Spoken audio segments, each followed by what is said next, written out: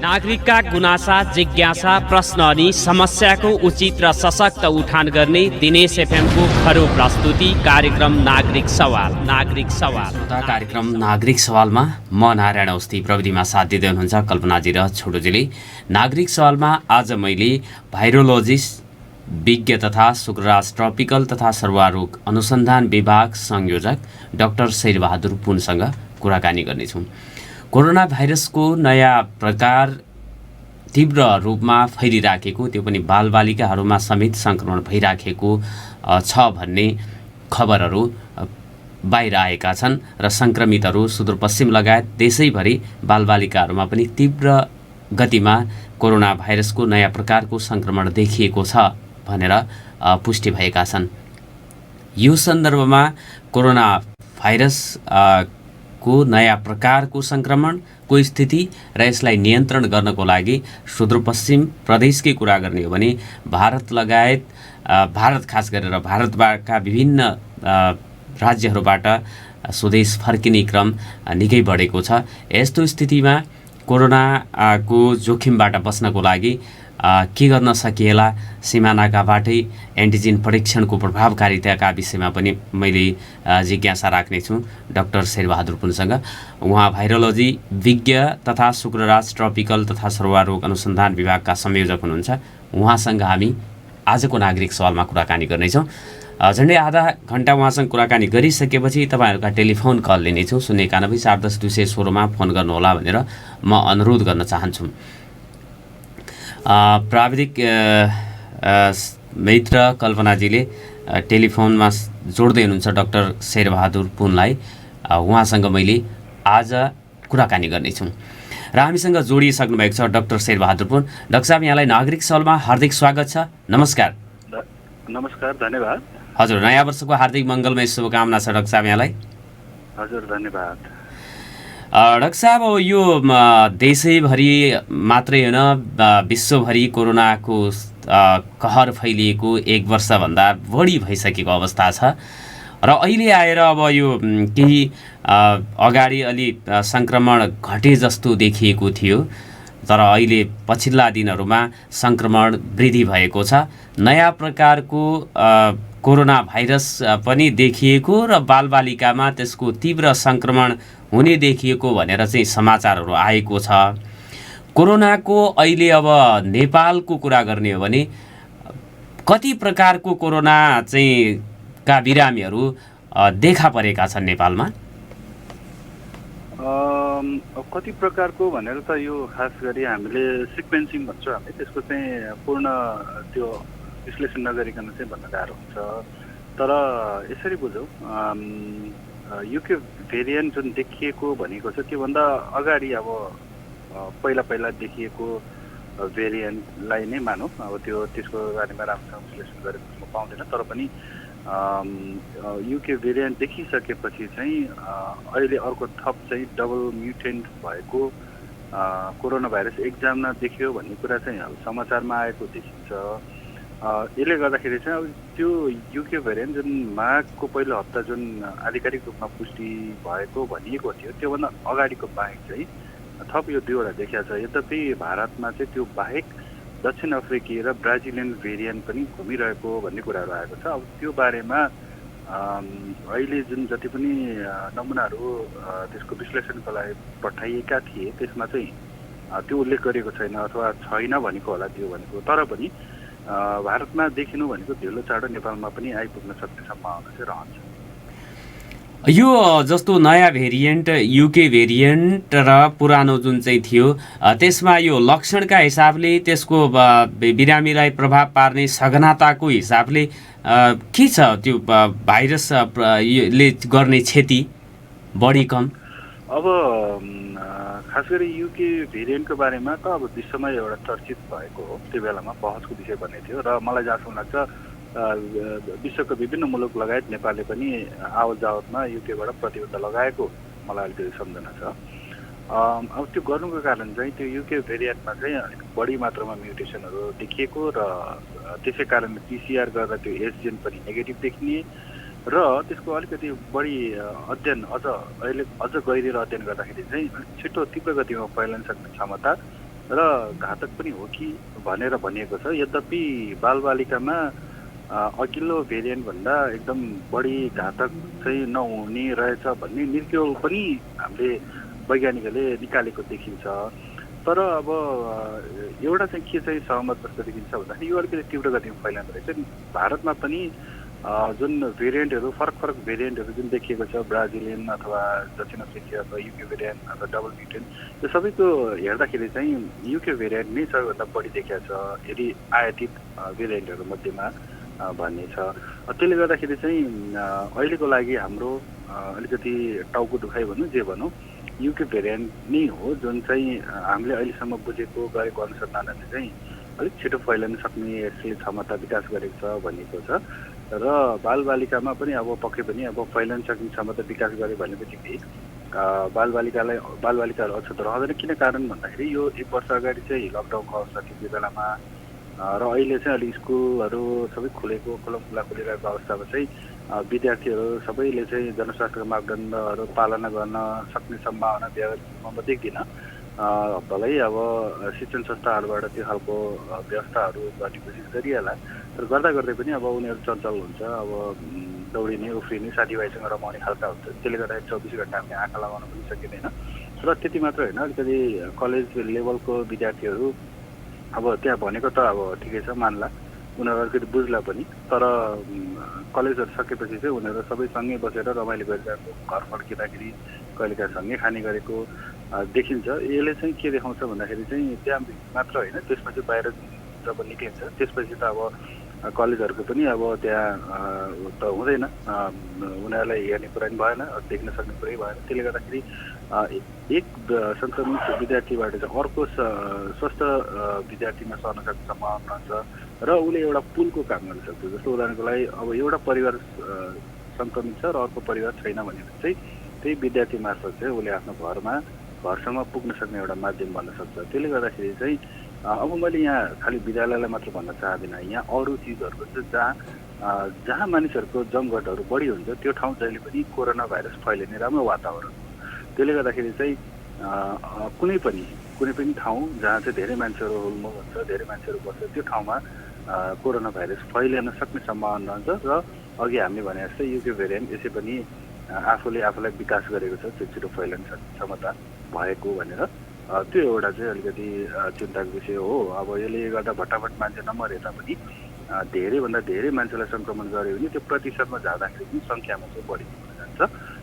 र अनुसन्धानहरूले चाहिँ अब बालबालिका नबनिए तापनि वयसहरूमा अघिल्लो भेरिएन्टको कोरोना भाइरसभन्दा बढी अलिकति घातक नै छ है भन्ने खालको नतिजाहरू पनि हामीले पढ्न पाउँछौँ। त्यसले गर्दाखेरि चाहिँ यो अहिलेको अवस्था भनेको चाहिँ हामी सजग रहनुपर्ने अवस्था हो र यो जुन जनस्वास्थ्यको मापदण्ड छ त्यसलाई चाहिँ चटक्कै नबिर्सौँ भन्ने हामी सबैको चाहिँ एक प्रकारको आह्वान अथवा स्वास्थ्यकर्मी भएको नाताले हामीले भन्नुपर्ने हुन्छ। डाक्टर साहब, यो नयाँ प्रकार जुन चाहिँ युके भेरिएन्ट भनेको छ र पहिलो चाहिँ पुरानो कोरोनाको बिचको लक्षणहरू पनि भिन्न, यसको सङ्क्रमणको दर पनि तीव्र, त्यसपछि यसले गर्ने चाहिँ अब मृत्यु दर पनि बढाउने भन्ने चाहिँ अनुसन्धानले देखाएको छ।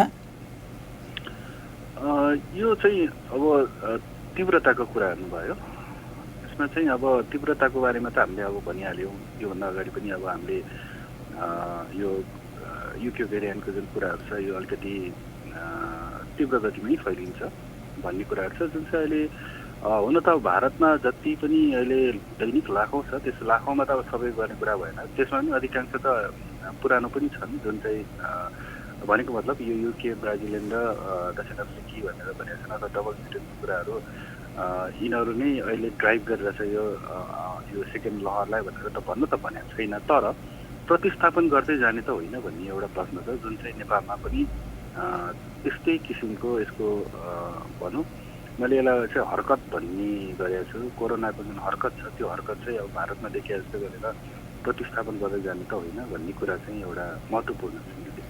र यसरी म्युटेसन हुँदा हुँदा यो झन्झन बलियो हुँदै जान्छ कि डाक्टर साहब कमजोर पनि हुने हुन्छ, के हुन्छ? यो एकदम सान्दर्भिक प्रश्न हो। म्युटेसन हुँदै बित्तिकै चाहिँ बलियो नै हुन्छ भन्ने जरुरी छैन, एकदमै फेरि मानिसहरूलाई अर्कै अर्थ लगाउला।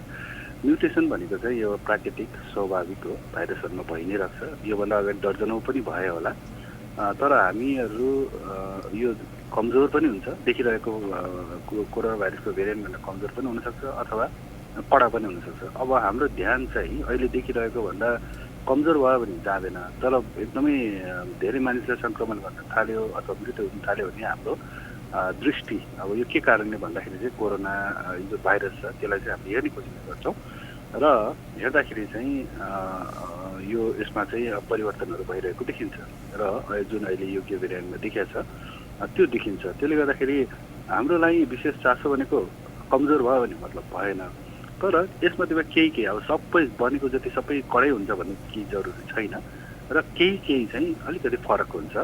यसको हरकत गर्ने बानी अलिक फरक हुन्छ। अब अघिल्लो भन्दा छिटो फैलन सक्ने अथवा घातक पनि हुनसक्छ अथवा दक्षिण अफ्रिकी भेरिएन्ट जस्तो चाहिँ यो अहिले हामीसँग हाल उपलब्ध भएका भ्याक्सिनहरू छ त्यसलाई चुनौती दिन सक्ने भनेको मतलब लगाएपछि पनि त्यसको प्रभावकारितामा ह्रास आउने खालको त्यो खालको समस्याहरू देखिन सक्ने सम्भावना रहन्छ। त्यो चाहिँ त्यसै कारणले गर्दाखेरि हामीले बेला बखतमा भाइरसको जुन जिन छ जिनले गर्दाखेरि यसको हरकतमा पनि फरक बनाउने भएको हुनाले बेला बखतमा चाहिँ त्यसको विश्लेषण गर्नुपर्छ है भनेर अब मैले चाहिँ पहिलेदेखि नि धेरै अगाडि लामो अगाडिदेखि भन्दै आएको। किन भन्दाखेरि पहिलो लकडाउन हुन अगाडिसम्मको जति पनि सङ्क्रमित थिए उनीहरू चाहिँ अब लक्षणविहीन जस्तो देखिन्थ्यो, धेरै 99% बढी। तर पछि भ्याक्सिन सहितको आउँदाखेरि मैले त्यही बेलामा कुरा उठाएको पनि थिएँ, तर एक्लो बृहस्पति झुट्टा भने जस्तो अब मेरो त्यो बेलामा सबैभन्दा कमजोर एक्लो थियो। अब अरू कोहीले पनि यो बारेमा चासो दिएको देखिँदैन थियो। तर पछिल्लो समय चाहिँ अहिले अब सबैले भेरिएन्ट भनेर भनिरहेको अवस्था देख्छु मैले र त्यो सँगसँगै चाहिँ सिक्वेन्सिङको कुरा पनि आउँछ, जोडिन्छ, जुन कुरा चाहिँ मैले 6-7 महिना अगाडि नै उठाएको थिएँ। तर पनि ढिलै भए पनि अब सुन्नमा अनुसार अब त्यो जडान गर्ने प्रक्रियामा छ भन्ने छ, जुन चाहिँ यो कोरोना भाइरस मात्रै होइन भविष्यमा अरू विभिन्न भाइरसहरू देखिएला, किन चाहिँ यसले चाहिँ मानिसलाई समस्या ल्याएन भन्ने कुराहरू चाहिँ अध्ययन अनुसन्धान र त्यही अनुसार चाहिँ हामीले नीतिहरू यो बनाउनलाई सहज हुन्छ, त्यो चाहिँ आवश्यक छ जस्तो चाहिँ मलाई लाग्दछ। डाक्टर साहब, जस्तो यो देशैभरि सुरुमा त यो प्रयोगशालाहरू पनि थिएन, पछि चाहिँ प्रयोगशालाहरू स्थापना भयो। यो पुरानो प्रकारको भाइरसलाई त डिटेक्ट गर्न, परीक्षण गर्न सकिने, पहिचान गर्न सकिने स्थिति छ।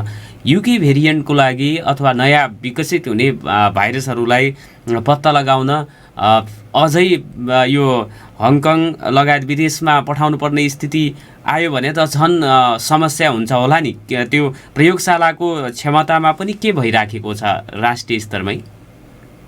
अब यस्तो छ, यो प्रयोगशाला एउटा पिसिआर चाहिँ इन जनरल भनेर बुझौँ, त्यो धेरैभन्दा धेरै शङ्कास्पद सङ्क्रमितलाई अब निदान गर्नको लागि चाहिँ हामीले प्रयोग गर्ने गर्छौँ। तर त्यहाँ चाहिँ जस्तो उदाहरणको लागि मानिसको टाउको, हात, खुट्टा भने जस्तै किन भन्दा हाम्रो हात देख्यो भने चाहिँ मानवकै भन्ने बुझिन्छ, अथवा टाउको देख्यो भने त अब मान्छे नै भन्ने बुझियो, खुट्टा देख्यो भने पनि अब यो मानिसकै हो भनेर जसरी हामीले पत्ता लगाउँछौँ त्यसरी नै भाइरसको पनि विभिन्न भागहरूलाई पिसिआरमा हेर्ने हो।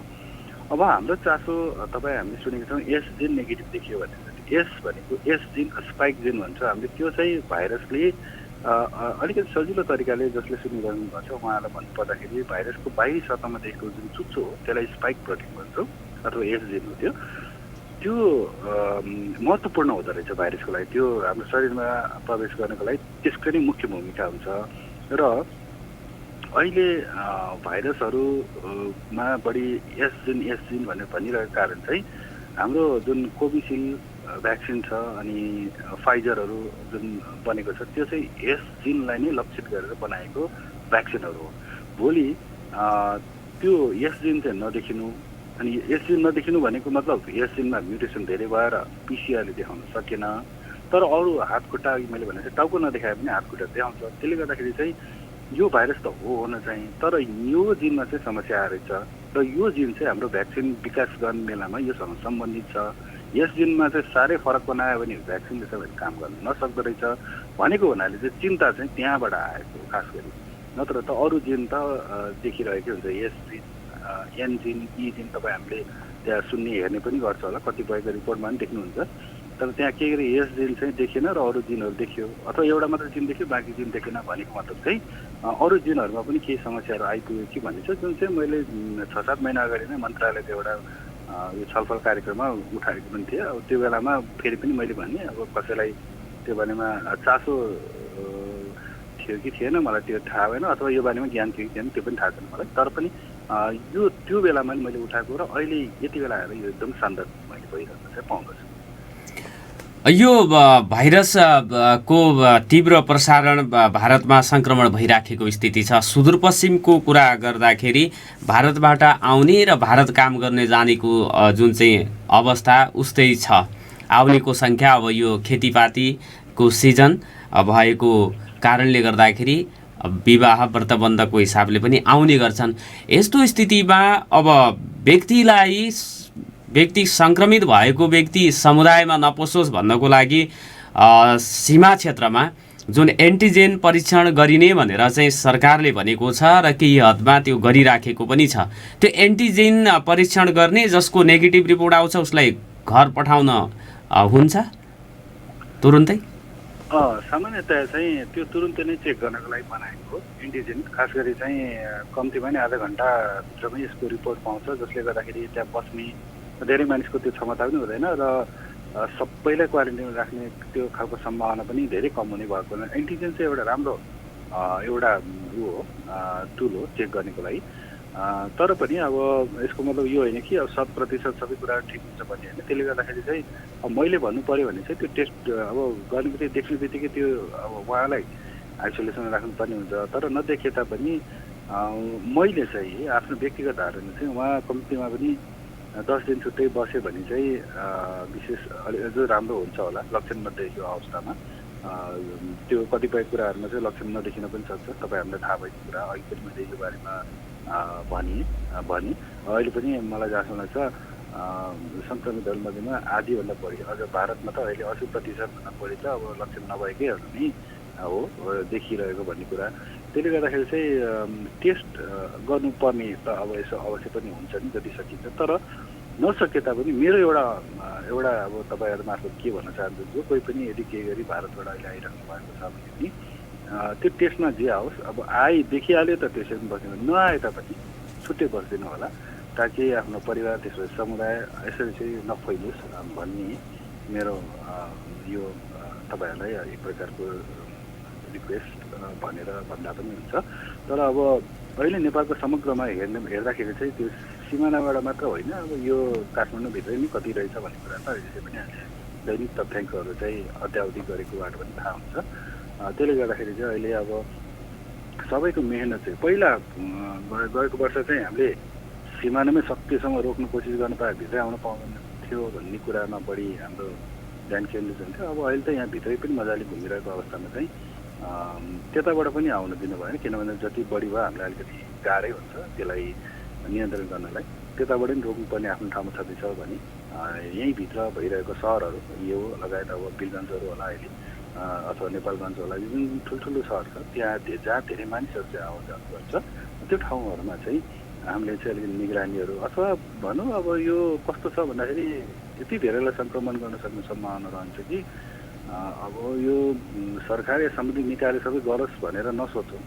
मैले चाहिँ नागरिकको आफ्नो पक्षबाट पनि विशेष ध्यान पुऱ्याउँ भनेर भन्ने गर्छु। आफू चाहिँ केही पनि नगर्ने अनि सबै दोष चाहिँ सबै सरकारलाई नै दिनुपर्छ भन्ने पनि होइन।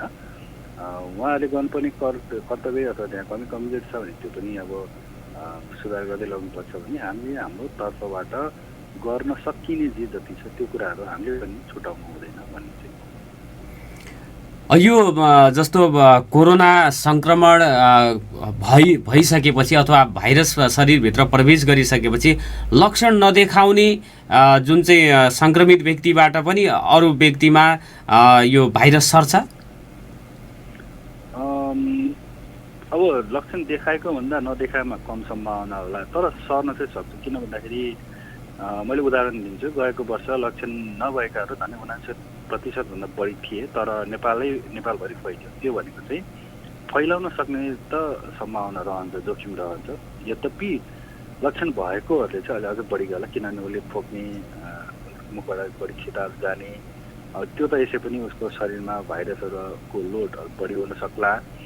यसरी चाहिँ अब फैलन सक्ने चाहिँ त्यो अवस्थामा भन्न सकियो। तर यसको मतलब यो होइन कि लक्षण नभएको मान्छेले फैलाउन सक्ने भन्ने छैन, किन भन्दाखेरि 1 वर्ष अगाडि सबै त्यही नै देखियो। डाक्टर साहब, अब यो पहिला चाहिँ खोप लगाएमा 2टा चाहिँ मात्रा लगाइसकेपछि पनि त्यो कोरोना भाइरसको सङ्क्रमण भयो भन्ने चाहिँ खबरहरू आए, नेपालमै पनि त्यो कुरा भएको रहेछ। यो खोपको प्रभावकारिता जुन कोभिसिल्ड लगायतको खोपहरू हामीले लगाइराखेका छौँ, जसले 2 मात्रा लगाएको छ, उहाँहरूलाई पनि यो सङ्क्रमण हुने कारण चाहिँ के होला? या प्रकार फरक परेर यो सङ्क्रमण देखिएको हो कि के भएको? त्यो प्रकारमा पनि हो, दुईटै हुन्छ। एउटा आफूमा पनि हुन्छ, एउटा प्रकार भन्ने बित्तिकै मैले अघि भने दक्षिण अफ्रिकी भेरिएन्ट छ, त्यसले चाहिँ भ्याक्सिनको प्रभावकारितामा चुनौती दिइरहेको छ। त्यो त अब जगजाहेरै छँदैछ।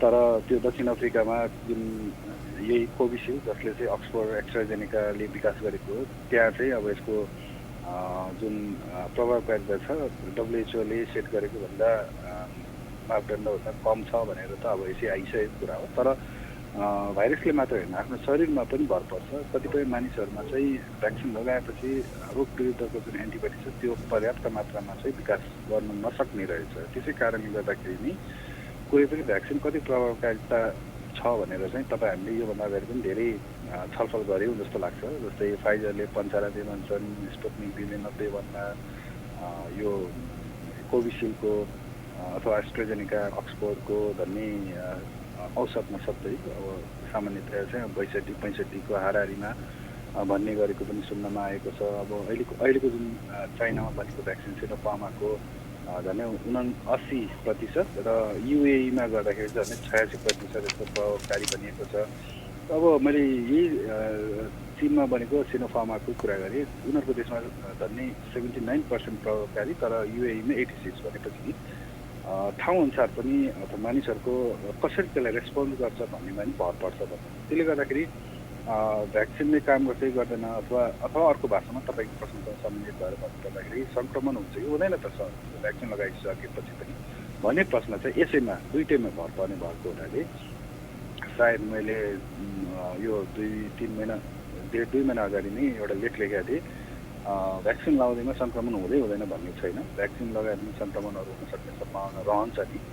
र कतिपय अवस्थामा त उहाँहरूको शरीर नै अब एन्टिबडी विकास नभएको अवस्थाहरू, कतिपय मैले फाटोफुट्टो साथीहरूको त्यो भ्याक्सिन लगाएको 1 महिनासम्म पनि हेर्दाखेरि त्यो एन्टिबडी बनेन भनेर मलाई भनिरहेको चाहिँ मैले सुन्छु। त्यो भनेको 100% सबैमा एन्टिबडी बन्छ भन्ने जरुरी छैन। त्यो भएको हुनाले एउटा आफ्नो शरीर स्वयं भयो, अर्को चाहिँ भाइरसमा हुने निरन्तर परिवर्तन, स्वरूपमा परिवर्तन अथवा जिनमा परिवर्तन, त्यो ले गर्दाखेरि पनि भ्याक्सिनको जुन प्रभावकारिता छ त्यसमा असर पारिरहेको देखिन्छ। त्यो कारणले पनि हामीले व्यवस्था नगरौँ र समुदायमा धेरैभन्दा धेरैले भ्याक्सिन लगाउन पायो भने अनि बल्ल यो सङ्क्रमणको जुन एउटा दर छ, जुन एउटा हामीले दैनिकमा देखाएको छ, त्यो बल्ल अनि अलिकति मत्थर भएर जाने चाहिँ आँकडा अहिलेको लागि चाहिँ त्यसरी हेर्न सक्छु। डाक्टर साहब, यो जस्तो कोरोनाको भ्याक्सिन खोप लगाइसकेपछि अब खोप लगाइयो, सङ्क्रमित भइदैन भनेर पनि लापरवाही गर्दाखेरि पनि समस्या भयो भन्ने कुराहरू चाहिँ आयो। तपाईँहरूले अब जस्तो स्वास्थ्य कर्मीको हिसाबले खोप लगाइसकेपछि पनि स्वास्थ्य सुरक्षाका मापदण्ड त पहिलाको जस्तै पालना गर्नुपर्छ होला नि? हो, यो सबैले गर्नुपर्छ र पहिलो कुरो त सबैले लगाएको 100% म पुरा एकदम मलाई केही हुँदैन भन्ने नरहेछ भन्ने कुरा त भर्खरै हामी कुरा गऱ्यौँ भने। अर्को चाहिँ मेरो भनाइ भनेको समुदायमा धेरैभन्दा धेरै मानिसहरू अहिले पनि पर्खिरहेछ यो भ्याक्सिन लगाउनको लागि, अर्थात् लगाउन पाएको छैन। यसले चाहिँ मलाई चिन्ता के छ अहिले पनि भन्दाखेरि दोस्रो लहर झन्डै सञ्जारमै छ, लगभग अब देखिने क्रम जस्तो देखिया छ। अब त्यो भ्याक्सिनको अहिले पनि तिथिमिति ठेगाना छैन। यस्तो अवस्थामा चाहिँ फेरि उनीहरू चाहिँ चपेटामा पर्ने सम्भावना देख्छु र त्यसमा विशेष गरेर अब अहिले अलिकति पछिल्लो समयमा बालबालिका अथवा युवाहरूको बढी कुरा छ, तर पनि अहिले पनि बुढाबुढी ज्येष्ठ नागरिकहरू हुनुहुन्छ, दीर्घरोगीहरू हुनुहुन्छ, उहाँहरू अहिले पनि यसको मतलब चाहिँ केही हुँदैन भन्न खोजेको होइन। अब चाहिँ कस्तो देखिन्छ भन्दाखेरि सबै उमेर अथवा सबै खाले मानिसहरूलाई चाहिँ अहिले नयाँ भेरिएन्टले अलिकति चपेटामा पार्दै लग्न लागेको हो कि भन्ने खालको त्यो दृश्य अहिले देखिरहेका छौँ हामीले। त्यसले गर्दाखेरि चाहिँ अहिले चाहिँ मेरो अब एउटा एक प्रकारको सबैलाई भनौँ यो भद्र रिक्वेस्ट हो, सबैजनाले भ्याक्सिन कसैलाई लगायो भन्नेमा पनि अब व्यवस्था नगरौँ अथवा नलगाउनेहरू पनि अब होइन के होइन भनेर व्यवस्था नगरौँ। हुन त सङ्क्रमण हुने बित्तिकै ठ्याट्टै मृत्यु हुने त होइन, तर उहाँ सङ्क्रमण कोही व्यक्ति पनि ए भन्ने मान्छे सङ्क्रमण भयो भने उहाँले चाहिँ त्यो व्यक्ति जो व्यक्तिलाई हामीले एकदम जोखिम समूहमा गन्ने गर्छौँ त्यो व्यक्तिसँग पुर्याउने एक प्रकारको माध्यम पनि नबनोस् है भन्ने एउटा चाहिँ हाम्रो एउटा विनम्र अनुरोध सबैलाई गर्न चाहिँ मैले पहिलेदेखि पनि थिएँ र अहिले पनि म चाहन्छु र आगामी दिनमा नियन्त्रण नभएसम्म पनि म यो कुराहरू सबैलाई भन्न चाहिँ चाहन्छु। पुरानो प्रकारले एकजना व्यक्तिले 10 जनामा सार्थ्यो भने नयाँले त एकजनाबाट 700मा सर्छ भनेर पनि भनेको अवस्था सुनियो विज्ञहरूले, त्यस्तै हो? अब त्यो एउटा म्याथमेटिकल मोडलमा चाहिँ कुरा हुन्छ, तर यसरी बुझौँ कि जुन हाम्रो पहिला सङ्क्रमण फैलिने जुन एउटा डर थियो त्योभन्दा धेरै बढी सङ्क्रमण फैलन सक्ने यो भाइरसले विकास गर्यो भन्ने कुरातिर हामीले सोचौँ। अब यो हरेक कुराहरू म्याथमेटिकल मोडलहरू सोध्न थाल्यो भने कतिपय एक्ज्याक्टली हामीले सोचे जस्तो नहुनु पनि सक्छ होइन। त्यो चाहिँ अब मानिसहरूको चहल पहलहरूमा पनि भर पर्छ। जस्तो उदाहरणको लागि अब यही युके भेरिएन्ट चाहिँ मैले चाहिँ एउटा कुनै अब भनौँ हिमाली गाउँमा चाहिँ कुरा गरेँ भने पक्कै पनि त्यहाँ त्यस्तो यस्तो अवस्था त होइन होला, छैन होला होइन। तर अब कस्तो ठाउँमा भन्दाखेरि जहाँ बढी मात्रामा चाहिँ एकदम धेरै मान्छे चहल पहल गर्छ र बिना जनस्वास्थ्यको मापदण्ड, अब विदेशमा जुन एउटा एस्टिमेट गरेको जुन प्रतिशत छ त्यही प्रतिशत नेपालमा हुनुपर्छ भन्ने चाहिँ या त त्योभन्दा कम या बढी पनि हुनसक्छ। अब यो चाहिँ अब हाम्रो मानवीय यो जुन व्यवहार छ कतिको व्यवस्था गर्ने, अब कतिको हामी एक ठाउँबाट अर्को ठाउँमा एकदम बुलिराख्ने होइन, काम नभए पनि घुमिराख्ने चिया गफ भन्छ नि हामीले नेपालीमा, मजाले 10-15 जना जम्मा गरेर चाहिँ गफ गर्ने, मेरो विचारमा विभिन्न विषयमा गफ गर्दाखेरि रमाइलो हुने हाम्रो त अब त्यो पनि छ बानी। यो यस्तो खालको चाहिँ एउटा माहौल मैले पनि भने यदि माहौल वातावरण जति सृजना हामीले गर्छौँ त्यति उस्तै परि अब त्यो अहिले एस्टिमेट गरेको भन्दा बढी पनि होला क्षमता फैलन सक्ने, किनभने जति एक त यसले आफैले गरेछ त्यसमा चाहिँ यसले हामीले माहौल चाहिँ सृजना गऱ्यो भने झन् थप यसको चाहिँ समस्या बढ्न सक्ने त्यसै पनि भइहाल्यो। त्यसले गर्दाखेरि यसरी बुझौँ कि अहिलेको जुन कोरोना भाइरस जे जस्तो भए तापनि उसले आफूलाई अलिकति छिटो छिटो सर्न एउटा सक्ने क्षमता विकास गरेको छ भन्ने कुरा चाहिँ बुझौँ। र यदि हामीले चाहिँ व्यवस्था गऱ्यो भने पक्कै पनि अब पहिला 100 जना थियो भने अहिले अब त्योभन्दा धेरै कहीँ गुणा बढी चाहिँ सर्न सक्ने सम्भावना यसै पनि रहने भयो। र त्यतातिर चाहिँ हामीले आफ्नो चाहिँ ध्यान राख्नु पर्यो। कोरोना भाइरस चाहिँ मेरो बुझाइमा चाहिँ हामीभन्दा एक कदम अझै पनि अगाडि देख्छु मैले। हामीले सिक्दै जान्छौँ, उसको बानीद्वारा उसले के गर्छ कसो गर्छ हेर्दै हेर्दै हेर्दै जान्छौँ, तर उसले चाहिँ परिवर्तन गर्दै गर्दै गर्दै जान्छ अथवा उसको हरकत चाहिँ निरन्तर फरक अथवा परिवर्तन भइरहेको छ। जस्तो उदाहरणको लागि पहिला उमेर समूह अनुसार हामीले बुढाबुढी दीर्घरोगी मात्र उसलाई समस्या भन्थ्यो भने अहिले चेन्ज भएर यतातिर आइपुगेको छ, बालबालिका युवाहरूको कुराहरू आएको छ। लक्षणहरूमा पनि थप नयाँ नयाँ पहिला पनि देखिँदै आएको अहिले पनि देखिरहेको छ। यसरी चाहिँ कोरोना अलिक अगाडितिर हामी अझ उसलाई पछ्याइरहेका छौँ, कस्तो के हो भनेर बुझ्ने क्रम जारी भएको चाहिँ मैले त्यसरी चाहिँ यसलाई विश्लेषण गरेको छु। अथवा सामान्य भाषामा भन्नुपर्दा कोरोना हामीभन्दा एक कदम अगाडि जस्तो चाहिँ देखिरहेको चाहिँ मैले पाइरहेको छु। यो समुदाय स्तरमा सङ्क्रमण यो धेरै जनामा देखियो भने निस्तेज हुन्छ र यो हराउँदै जान्छ पछि आफै भन्ने जुन एउटा मान्यता छ, त्यसले अब यो कोरोना भाइरसका जे जति प्रकार छन् त्यसलाई त्यो मान्यतालाई तोड्ला र? पक्कै पनि तपाईँको सङ्केत हर्ड इम्युनिटी भन्नेतिर हुनुपर्छ जस्तो लाग्छ मलाई। त्यो समुदायमै धेरैभन्दा धेरै सङ्क्रमित भएर आफै जान्छ। यो चाहिँ स्विडेन भन्ने देश जस्तो एउटा यस्तो देश हो जहाँ चाहिँ यही लक्ष्य प्राप्त गर्नलाई चाहिँ उसले कतै केही बन्देजै लगाएको त्यो बेलामा, तर त्यहाँ मृत्यु हुने क्रम अथवा सङ्क्रमित हुने क्रम जारी नै छ अथवा त्योभन्दा बढी छ भन्ने कुरा सुन्छु मैले। त्यसले गर्दाखेरि हर्ड इम्युनिटी पनि अब एउटा एउटा चाहिँ थ्योरिटिकल हो, प्रपोज गरे हो। तर यदि केही गरी चाहिँ अब जस्तो उदाहरणको लागि मलाई योभन्दा अगाडिको कोरोना भाइरस सङ्क्रमणमा चाहिँ एन्टिबायोटिक त बनेको, तर एकदम व्यापक रूपमा परिवर्तन भएर कोरोना भाइरस आयो भने त्यो भइरहेको जुन एन्टिबायोटिक त्यसले चाहिँ सुरक्षा दिन्छ भन्ने जरुरी छैन। त्यसले गर्दाखेरि चाहिँ अब एउटा वैज्ञानिक आधार जस्तो अरू सङ्क्रमणहरूमा चाहिँ लागू भइरहेको तर कोरोना भाइरसमै लागू हुन्छ हुँदैन भन्ने चाहिँ अहिले नै तत्काल भन्नलाई चाहिँ त्यति सहज चाहिँ देख्दिनँ मैले। र त्यही कारणले फेरि पनि मैले दोहोऱ्याएँ, भाइरस केही हदसम्ममा हामीभन्दा अलिक बढी चलाक, अलिक ट्रिकी छ भनेर मैले भनेको कारण त्यो हो। हामीले यो होला त्यो होला, कुनै समय यस्तो थियो जुन बेलामा जाडो महिनामा यो एकदमै सहज रूपमा फैलिन्छ, अझ बढी समस्या ल्याउँछ भन्ने थियो। त्योभन्दा बरु नेपाल भारतमा यही गर्मी महिना सुरु भए झनै बढेको देखिन्छ, अरू देशहरूमा चिसो समयमा बढिरहेको पनि देखिन्छ। अब यसले कसरी यो मौसमसँग पनि आफूलाई कसरी बचाइरहेछ, कसरी चाहिँ सक्रिय बनाइरहेछ, कसरी निरन्तरता दिँदैछ, यो एउटा एकदम म एउटा अनुसन्धानकर्ता भएको नाताले पनि एउटा चासो त हो, तर एउटा चिन्ताको विषय पनि बनिरहेको छ।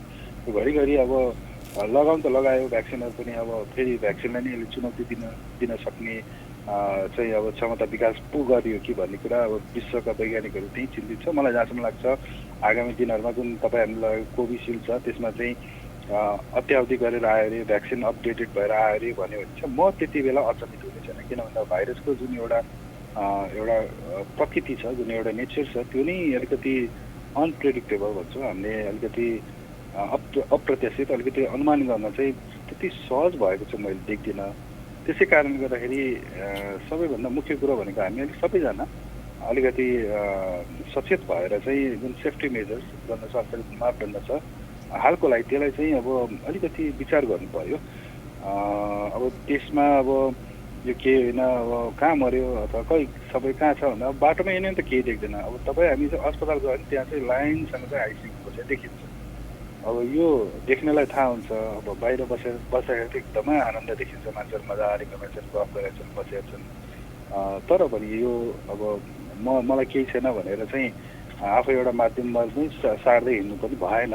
त्यसले गर्दाखेरि एउटा असल नागरिकको नाताले चाहिँ हामी सबैजना चाहिँ ले सतर्कता अप्नाउन सक्यो, अनि सरकारले पनि अब त्यही अनुसार आफ्नो जुन एउटा यसलाई नियन्त्रण गर्नको लागि जति पनि उपायहरू योभन्दा अगाडि पनि हामी सिकिसकेका छौँ, अनुभव गरिसकेका छौँ, त्यसलाई लागू गर्दै नयाँ चुनौती भने जस्तै यसले नौलो नयाँ हरकत गर्ने भएको हुनाले चाहिँ त्यसलाई हामीले चाहिँ नजिकबाट निहाल्नुपर्छ र त्यही अनुसार चाहिँ हामीले उपायहरू अप्नाउँदै, योजना बनाउँदै, रणनीति बनाउँदै अगाडि बढ्नुपर्छ भन्ने गरेको चाहिँ मैले त्यो कारण। डाक्टर साहब, अन्तमा जस्तो मैले सोधेँ यहाँलाई, यो कोरोना भाइरसलाई निस्तेज पार्नको लागि खोप लगाउने कुराहरू, व्यक्तिगत तवरबाट पनि यो सामाजिक दूरी, मास्क, सेनिटाइजर, साबुन पानीले हात धुने कुराहरू गर्न सक्यो भने त्यो पनि प्रभावकारी होला। तर अहिले अब यो तीव्र रूपमा फेरि स्कुल कलेजका बालबालिकाका माध्यमबाट पनि सरिराखेको, सङ्क्रमण भइराखेको भन्ने कुरा आइराख्दाखेरि सरकारले नीतिगत रूपमै केही निर्णय गरेर जस्तो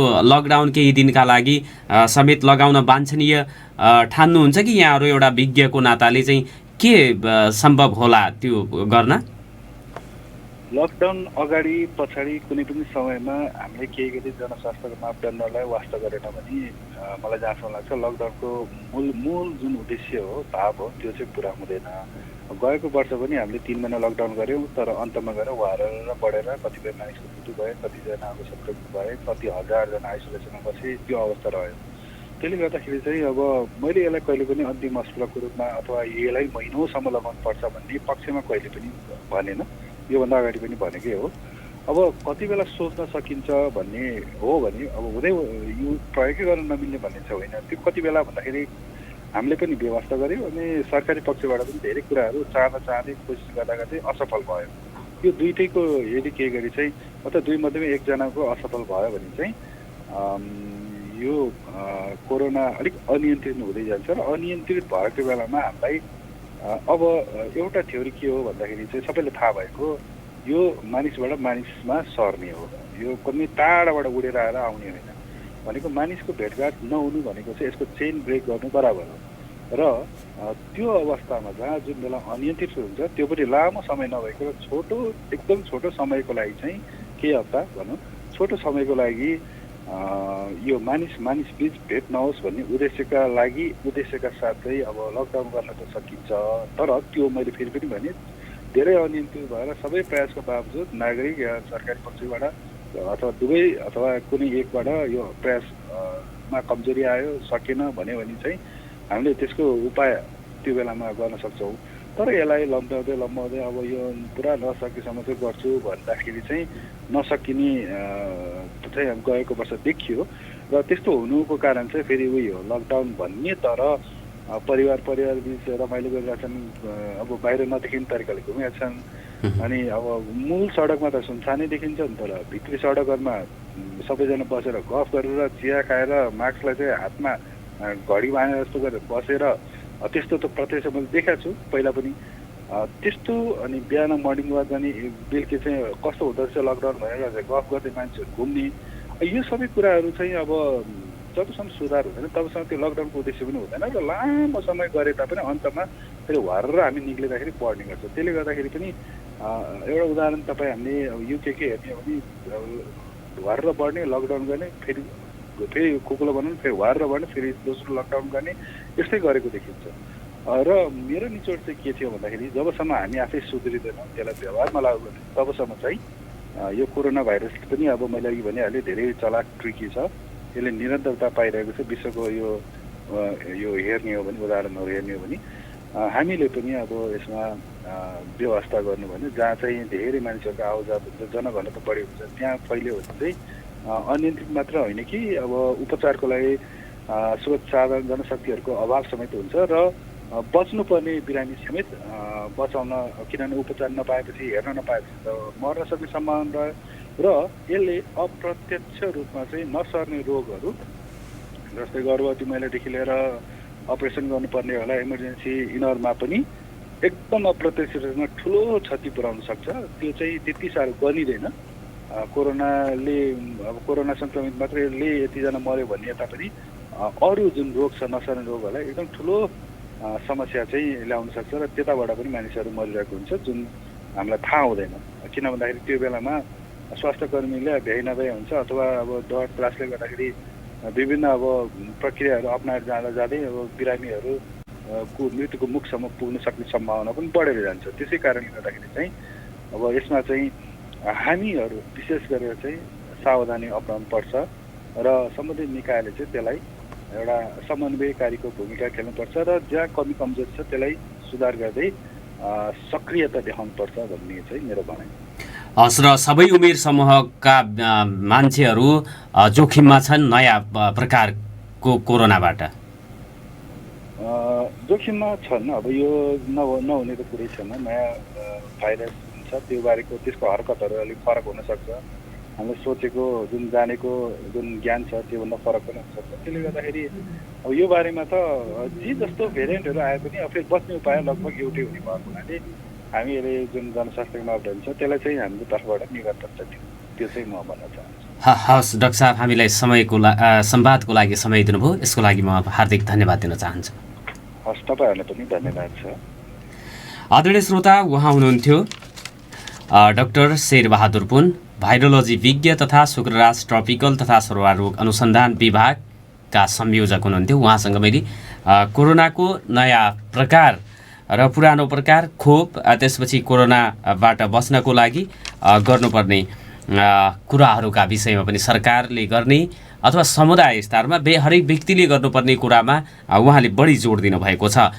जुन चाहिँ हामीले स्वास्थ्य सुरक्षाका मापदण्डहरू सबैले पूर्ण रूपमा पालना गर्न सक्यौँ भने कोरोनाको सर्ने जुन चाहिँ चेन ब्रेक गर्न सकियो भने सङ्क्रमण हुन सक्दैन भन्ने कुरा चाहिँ स्वास्थ्य कर्मीहरूले, चिकित्सकहरूले, विज्ञहरूले भनिराखेको अवस्था छ। तर जनस्तरमा यी कुराको चाहिँ उल्लङ्घन भइराखेको देखिन्छ। भिडभाड गर्ने कुराहरू रोकिएको छैन। अझै भेला, सभा, विभिन्न किसिमका चाहिँ यो चाहिँ कार्यक्रमहरू जहाँ 100 व्यक्तिको उपस्थिति हुनुपर्ने त्यहाँ फेरि चाहिँ मास्क नलगाउने, दूरीको कायम चाहिँ हुनै नसक्ने स्थिति चाहिँ निर्माण गरिएको छ। अहिले पनि विद्यालय कलेजहरूमा त झनै त्यो सम्भावना पनि एकदमै न्यून रहेको स्थिति छ। मास्क नलगाइकनै हामी हिडडुल गरिराखेका छौँ, भेला जमघट गरिराखेको स्थितिमा कोरोनाको दोस्रो प्रकारले सबै उमेर समूहका व्यक्तिहरूलाई सङ्क्रमित गर्ने चाहिँ सम्भावना रहेको छ भनेर चाहिँ विज्ञहरूले भनिराखेको अवस्था छ। र कोरोनाको सङ्क्रमण तीव्र दरमा बढ्यो भने उपचार पाउन कोरोना सङ्क्रमितले पनि नपाउने र त्यसपछि अस्पतालहरूमा कोरोना सङ्क्रमितको चाप बढ्ने बित्तिकै अन्य जुन चाहिँ दीर्घरोग अथवा नसर्ने खालका रोगहरूबाट पीडित व्यक्तिहरूले पनि अस्पताल जान नपाएर ज्यान गुमाउनु पर्ने स्थिति नआओस् भन्नको लागि अहिले नै सुदूरपश्चिमको हकमा भनियो भने सिमानाकाबाट आउने प्रत्येकलाई परीक्षण गर्ने र 10 दिनसम्म उहाँहरूलाई चाहिँ आइसोलेसन अथवा होल्डिङ सेन्टरमा राखेर घरसम्म जाने वातावरण बनाउन सकियो भने सुरक्षित रहनेछ। र त्यसपछि पनि हामी बाहिरबाट आएका हौँ भने अलग्गै बस्ने किसिमको चाहिँ वातावरण सिर्जना गर्न सकियो आफैले पनि त्यो फलदायी र सुखदायी हुन्छ भन्ने कुरा भनिएको छ। तर हाम्रो बानी चाहिँ अब टोल टोल घर घर चाहर्दै डुल्दै हिँड्ने रहेको छ बाहिरबाट आएकोहरूको पनि, र त्यो घरमा पनि त्यो किसिमको व्यवस्थापन गर्न नसकिने स्थिति छ। तसर्थ कोरोनाको नयाँ प्रकारको सङ्क्रमण दर बढिराखेको अहिलेको स्थितिमा स्वास्थ्य सावधानीमा विशेष ख्याल राख्न हुन अनुरोध गर्न चाहन्छु। शुक्रराज ट्रपिकल तथा सर्वरोग अनुसन्धान विभागका संयोजक हुनुहुन्थ्यो अस्पतालका, उहाँसँग मैले कुराकानी गरेको छु। सुदूरपश्चिम प्रदेशका 5जना डाक्टर र स्वास्थ्य कर्मीहरू राष्ट्रपतिबाट सम्मानित भएका छन्। सुदूरपश्चिम प्रदेशका स्वास्थ्य निर्देशक डाक्टर गुणराज अवस्थी, सेती प्रादेशिक अस्पतालका डाक्टर जगदीश जोशी, भाजुरा अस्पतालका medical superintendent doctor Rupchandra Vishwakarma, स्वास्थ्य कार्यालय कैलालीका लालबहादुर धामी र स्वास्थ्य कार्यालय बझाङका सिनियर खोप अधिकृत भानुभक्त जोशी राष्ट्रपति विद्यादेवी भण्डारीबाट विभूषित भएका छन्। सुदूरपश्चिम प्रदेशका स्वास्थ्य निर्देशक डाक्टर गुणराज अवस्थीलाई सुप्रबल जनसेवाश्री 3य श्रेणीबाट विभूषित भएका छन् भने सेती प्रादेशिक अस्पतालका इमर्जेन्सी विभाग प्रमुख तथा सामाजिक विकास मन्त्रालयका अस्पताल विकास तथा चिकित्सा महाशाखा प्रमुख समेत रहनुभएका वरिष्ठ फिजिसियन डाक्टर जोशीलाई प्रबल जनसेवाश्री 4थबाट विभूषित गरिएको हो। यसैगरी प्रबल जनसेवाश्री 4थबाट विभूषित हुनेमा डाक्टर रूपचन्द्र विश्वकर्मा, लालबहादुर धामी र भानुभक्त जोशी रहेका छन्। यसैगरी राष्ट्रपति विद्यादेवी भण्डारीबाट कैलाली जिल्ला प्रशासन कार्यालयका सूचना अधिकारी शिवराज जोशी पनि विभूषित भएका छन्। उनलाई पनि प्रबल जनसेवाश्री 4थबाट विभूषित गरिएको छ। नेपालको संविधानको धारा 2077 को उपधारा 1 बमोजिम मन्त्री परिषदको सिफारिसमा विभिन्न पदक विभूषणहरू प्रदान गरिँदै आएको छ। यो मैले स्वास्थ्यसँगै सम्बन्धित व्यक्तित्वहरूले कोरोना भाइरसको सङ्क्रमणका बेला निरन्तर रूपमा खटिएर काम गरेको कदरस्वरूप राज्यले विभूषित गरेको छ। 0914010 को लाइन तपाईँहरूको लागि मैले खुला गरेको जानकारी गराउन चाहन्छु। यहाँहरूको फोन कललाई मैले प्रसारण गर्नेछु। 0914010 को लाइन खुला गरेको छु। र वैशाख 6 र 7 गते भिटामिन ए को क्याप्सुल खुवाउने कार्यक्रम रहेको छ। 5 वर्ष मुनिका बालबालिकाहरूलाई भिटामिन ए क्याप्सुल वैशाख 6 र 7 गते खुवाउने तयारी सरकारले गरेको छ। सुदूरपश्चिममा कोरोना विरुद्ध खोप लगाएकाहरूलाई दोस्रो डोज दिने तयारी सुरु भएको छ। वैशाखको 6 गतेदेखि 11 गतेसम्म उक्त खोप चाहिँ दिइने स्वास्थ्य अधिकारीहरूले जनाएका छन्।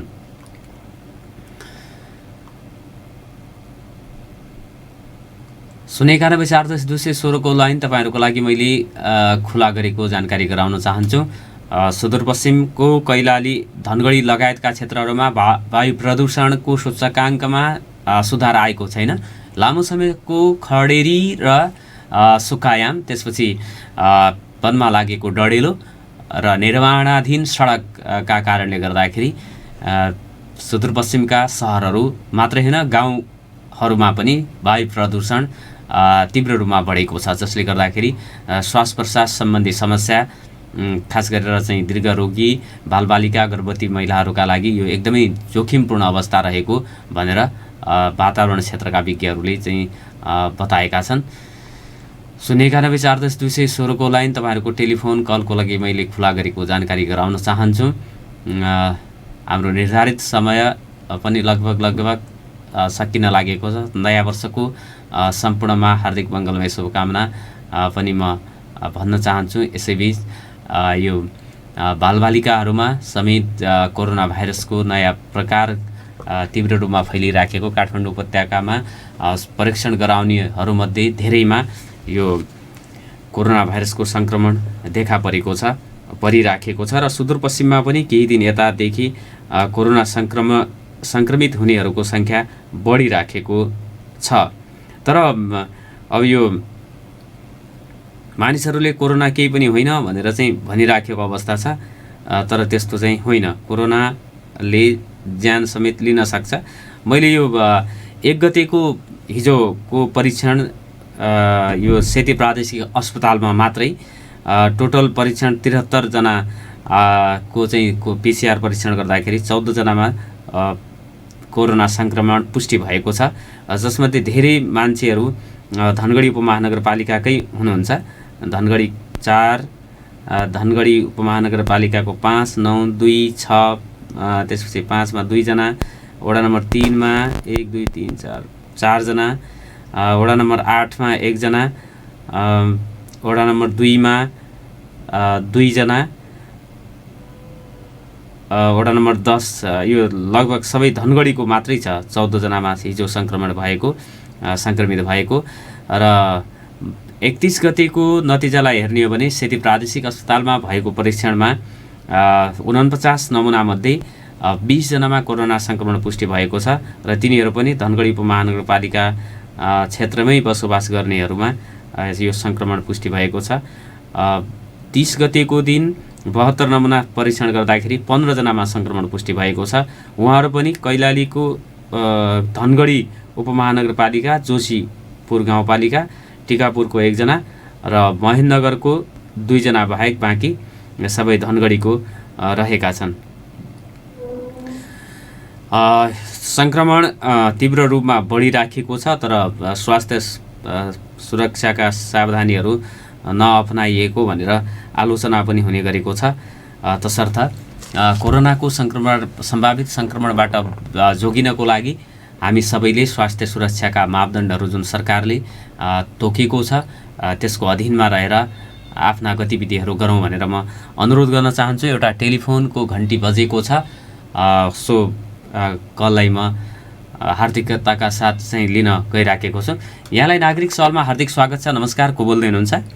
हजुर नमस्कार, म लालझाडीबाट पुष्पराज जोशी।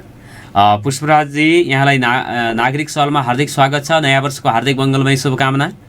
हजुरलाई पनि नयाँ वर्ष 2018 सालको मङ्गलमय शुभकामना र दिनेश FM लगायतका सबै कर्मचारी र आम सुदूरवासीदेखि लिएर हाम्रा नेपालीलाई सबैलाई मेरो तर्फबाट नयाँ वर्षको शुभकामना।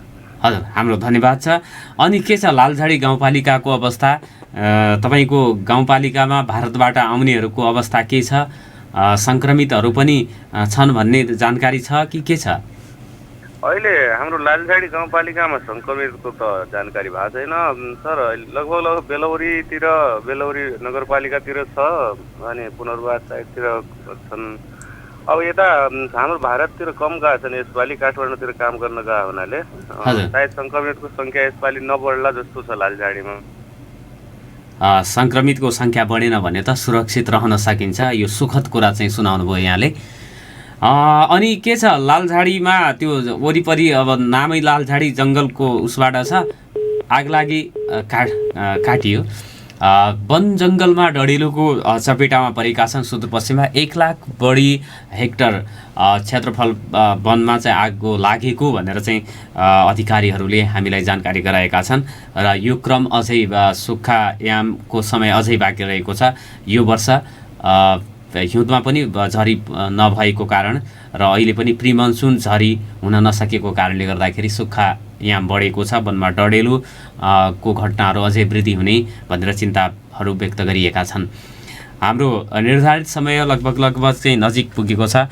यहाँहरू सबैलाई अहिलेसम्म हाम्रो दिनेश खबरबाट, दिनेश FM-बाट प्रसारण हुने नागरिक सवाल सुन्नु भएकोमा म धन्यवाद दिन चाहन्छु र यो कार्यक्रम लम्कीमा रहेको लम्की FM-बाट पनि एकसाथ प्रसारण हुन्छ। यहाँहरूको ले हाम्रो यो संवाद गरेको भिडियोलाई, समाचार सामग्रीहरूलाई दिनेश खबर को फेसबुक पेजमा दिनेश खबर हाम्रो समाचार पोर्टल पनि रहेको छ।